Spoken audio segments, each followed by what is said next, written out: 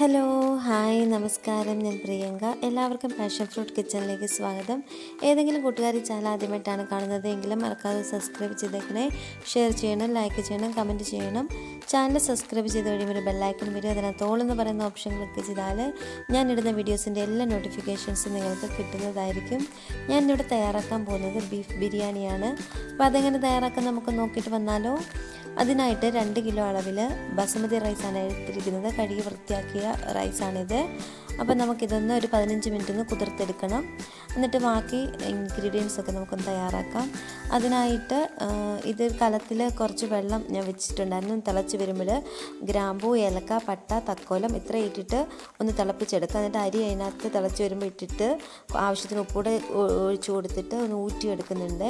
ഇനി നമുക്ക് ഇതിനകത്തോട്ട് ഗ്രേവിക്ക് ആവശ്യമായിട്ടുള്ള ഇൻഗ്രീഡിയൻസ് തയ്യാറാക്കാം. അതിനായിട്ട് ഒരു കുക്കർ എടുത്തിട്ടുണ്ട്.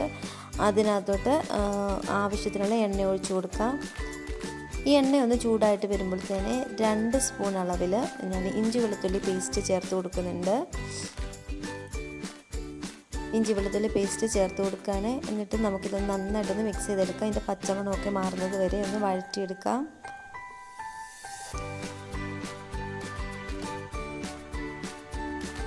ഇഞ്ചി വെളുത്തുള്ളിയുടെ പച്ചമുളകൊക്കെ ഒന്ന് ഏകദേശം ഒന്ന് മാറി വന്നാൽ ചതച്ച് വെച്ചിരിക്കുന്ന ഒരു 6 പച്ചമുളക് ചേർത്ത് കൊടുക്കാം.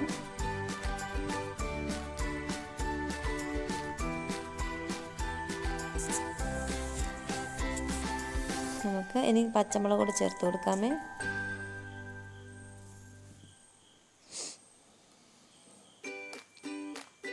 പച്ചമുളകൊക്കെ ചേർത്ത് കൊടുക്കുന്നുണ്ട്. ഇനി നമുക്ക് ഇതെല്ലാം കൂടെ നന്നായിട്ടൊന്ന് മിക്സ് ചെയ്ത് വഴറ്റിയെടുക്കാം. ഈ പച്ചമുളകിൻ്റെയും പച്ചമണമെല്ലാം ഒന്ന് മാറി വരുമ്പോഴത്തേന് നമുക്ക് ആവശ്യത്തിനുള്ള കറിവേപ്പില കൂടെ ചേർത്ത് കൊടുക്കാം.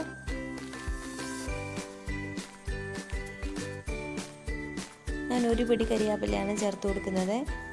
നിങ്ങളുടെ ഇഷ്ടമനുസരിച്ച് ചേർത്ത് കൊടുക്കാം.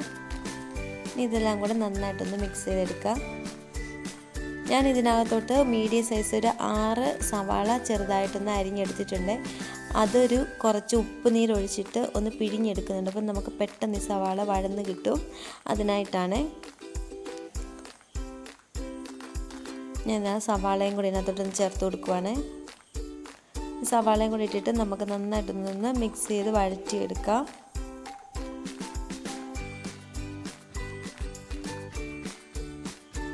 സവാളയെല്ലാം ഞാൻ നന്നായിട്ടൊന്ന് മിക്സ് ചെയ്തെടുക്കുന്നുണ്ട്. ഇനി സവാള വഴന്ന് വരാനായിട്ട് ആവശ്യമായിട്ടുള്ള ഉപ്പൂടെ ചേർത്ത് കൊടുക്കുക. അടി പിടിക്കാതെ നന്നായിട്ട് ഇളക്കിയെടുക്കണം. ഇല്ലെങ്കിൽ അടി നമ്മളിട്ടിരുന്ന ഇഞ്ചി വെളുത്തുള്ളി പേസ്റ്റൊക്കെ ഒന്ന് കരിഞ്ഞു പിടിക്കാനുള്ള ചാൻസ് ഉണ്ടാവും. അതുകൊണ്ട് ഫ്ലെയിം ഒരു മീഡിയം ഫ്ലെയിമിൽ വെക്കണേ. ഇച്ചിരി ഉപ്പ് ചേർത്ത് കൊടുത്തിട്ടുണ്ട്. ഇനി നമുക്കിതെല്ലാം ഒന്ന് നന്നായിട്ടൊന്ന് മിക്സ് ചെയ്ത് വഴറ്റിയെടുക്കാം.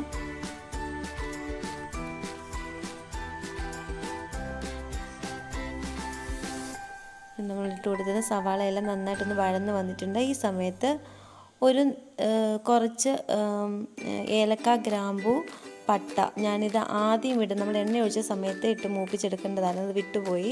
അതുകൊണ്ടാണ് ഇങ്ങനെ ഇപ്പം ചെയ്യുന്നത്. ഇപ്പം നിങ്ങൾ ഇടുമ്പോൾ ആദ്യം ഇത് വറുത്തെടുക്കണം. എന്നിട്ട് അതിന് ശേഷം മാത്രമേ ഇഞ്ചി വെളുത്തുള്ളി ചേർക്കാവേ. ഇതെല്ലാം കൂടി നന്നായിട്ടൊന്ന് മിക്സ് ചെയ്തെടുക്കാം. ഇനി നമുക്ക് ഇതിനകത്തോട്ട് ഒരു 4 തക്കാളി ചെറുതായിട്ട് കട്ട് ചെയ്തോടെ ചേർത്തിട്ട് നന്നായിട്ടൊന്ന് വഴറ്റിയെടുക്കാം. ഈ തക്കാളിയെല്ലാം ഒന്ന് വെന്തുടഞ്ഞ് വരും. ആ സമയം വരെ നമുക്കിതൊന്ന് വഴറ്റിയെടുക്കണം.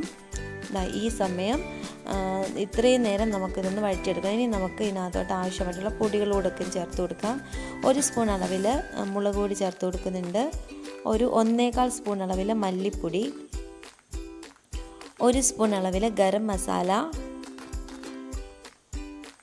1 സ്പൂൺ അളവിൽ നമ്മൾ വീട്ടിൽ പൊടിക്കുന്ന മസാല,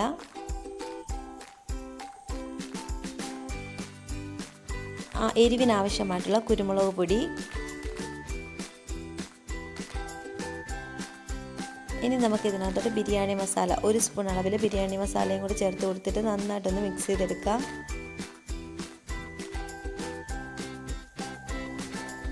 മഞ്ഞൾപ്പൊടി ഞാൻ ചേർക്കുന്നില്ല. കാരണം നമ്മൾ മീറ്റ് മസാല ചേർത്തിട്ടുണ്ട്. അതിനകത്ത് മഞ്ഞൾപ്പൊടിയുടെ ഇതുണ്ടല്ലോ, അതുകൊണ്ട് ഞാൻ ചേർക്കുന്നില്ല.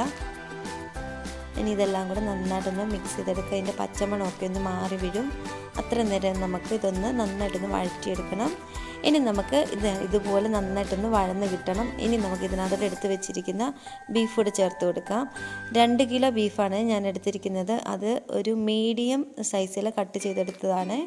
അത് ചേർത്ത് കൊടുക്കുന്നുണ്ട്. 2 കിലോ അരിക്ക് 2 കിലോ ബീഫാണ് എടുത്തിരിക്കുന്നത്. ബീഫൊക്കെ വെന്ത് അത് നമ്മൾ ഇട്ട് കൊടുത്തേക്കുന്നതിൻ്റെ പകുതിയാവുമല്ലോ, അതുകൊണ്ടാണ് 2 കിലോ എടുത്തിരിക്കുന്നത്. നന്നായിട്ട് ഇതെല്ലാം ഒന്ന് മിക്സ് ചെയ്തെടുക്കാം.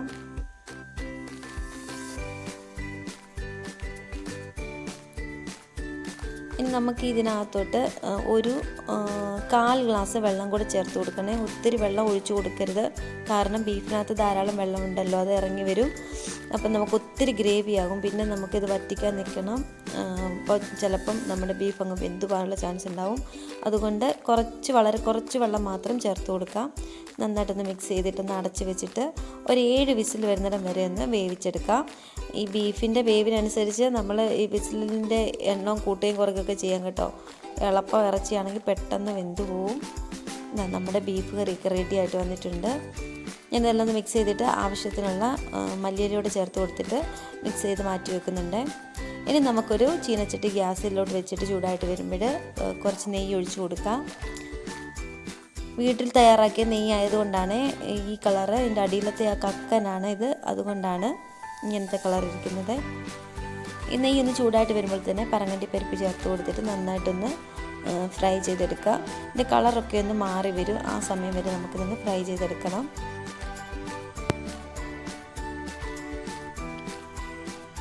നമ്മളിട്ട് കൊടുത്തിരുന്ന ക്യാഷ്നട്ടിൻ്റെ കളറൊക്കെ ഒന്ന് ഏകദേശമൊക്കെ ഒന്ന് മാറി വരുന്നുണ്ട്. ഈ സമയം നമുക്ക് എടുത്തു വെച്ചിരിക്കുന്ന മുന്തിരി, അതായത് ഉണക്കമുന്തിരിയും കൂടെ കൊടുക്കാം. ഇതെല്ലാം കൂടെ നന്നായിട്ടൊന്ന് മിക്സ് ചെയ്തെടുക്കണം. ഈ മുന്തിരി ഒന്ന് വീർത്ത് പൊങ്ങി വരും. അത്രയും നേരം നമുക്കിതൊന്ന് ഇളക്കി മിക്സ് ചെയ്യാം. കണ്ടോ, നമ്മുടെ മുന്തിരിയെല്ലാം ഇതുപോലെ ആയിട്ടുണ്ട്. പറങ്ങണ്ടി പരിപ്പെല്ലാം നന്നായിട്ടൊന്ന് ഫ്രൈ ആയിട്ട് വന്നിട്ടുണ്ട്. ഇനി നമുക്കിതൊന്ന് മാറ്റി വെക്കാം. ഇനി വേറൊരു പാന് ഗ്യാസ് വെച്ചിട്ടുണ്ട്. ഇനി ചൂടായിട്ട് വരുമ്പോൾ ഞാൻ കുറച്ച് എണ്ണ ഒഴിച്ച് കൊടുത്തിട്ടുണ്ടായിരുന്നു. ഇനി ഇതിനകത്തോട്ട് എടുത്ത് വെച്ചിരിക്കുന്ന സവാള, കനം കുറച്ചരിഞ്ഞ് വെച്ചിരിക്കുന്ന സവാള ഇട്ട് കൊടുക്കണേ. എന്നിട്ട് നന്നായിട്ടൊന്ന് മിക്സ് ചെയ്തിട്ട് ഒന്ന് വറുത്ത് കോരിയെടുക്കാം. നമ്മൾ ഇട്ട് കൊടുത്തിരുന്ന സവാളയുടെ കളറെല്ലാം മാറി ഗോൾഡൻ ബ്രൗൺ കളറായി കണ്ടോ. ഈ സമയം നമുക്കിത് മാറ്റിയെടുക്കാം. ഒരു വേറൊരു പാത്രത്തിലോട്ടൊന്ന് മാറ്റി വെച്ചിട്ട് ബാക്കിയുള്ള സവാള ഇതുപോലെ ഫ്രൈ ചെയ്തെടുക്കണം. ഇത്രയുമായാൽ നമ്മുടെ ഇൻഗ്രീഡിയൻസ് എല്ലാം ഏകദേശം റെഡിയാവും. ഇനി നമുക്കിത് ദം ചെയ്തെടുക്കാം. അതിനുവേണ്ടി ഒരു ഉരുളിയാണ് ഞാൻ എടുത്തിരിക്കുന്നത്. ഇതിനകത്തോട്ട് ആവശ്യത്തിന് നെയ്യ് ഒഴിച്ച് കൊടുക്കാം. എന്നിട്ട് നമുക്ക് ഇതിനകത്തോട്ട് വറുത്ത് വെച്ചിരിക്കുന്ന സവാള ഇട്ട് കൊടുക്കാം. അതിൻ്റെ പുറത്ത് മല്ലിയിലയും പുതിനയിലയും ചെറുതായിട്ട് കട്ട് ചെയ്തത്, വറുത്ത് വെച്ചിരിക്കുന്ന മുന്തിരിയും പറങ്ങണ്ടി പരിപ്പും ഇട്ട് കൊടുക്കുക. നമ്മൾ വേവിച്ച് വെച്ചിരുന്ന ആ ബീഫിൻ്റെ മിക്സോട് ഇട്ട് കൊടുത്തിട്ട് അതിൻ്റെ മുകളിലോട്ട് നമ്മൾ തയ്യാറാക്കി വെച്ചിരിക്കുന്ന റൈസോട് ചേർത്ത് കൊടുക്കാം. ഇങ്ങനെ ലെയറായിട്ട് നമുക്ക് ചെയ്തെടുക്കാം. ഇനി നമുക്ക് ഇച്ചിരി ഫ്ലേവർ കിട്ടാനായിട്ട് ബിരിയാണി മസാല ഒരിച്ചിരി ഒന്ന് തൂവി കൊടുക്കാം.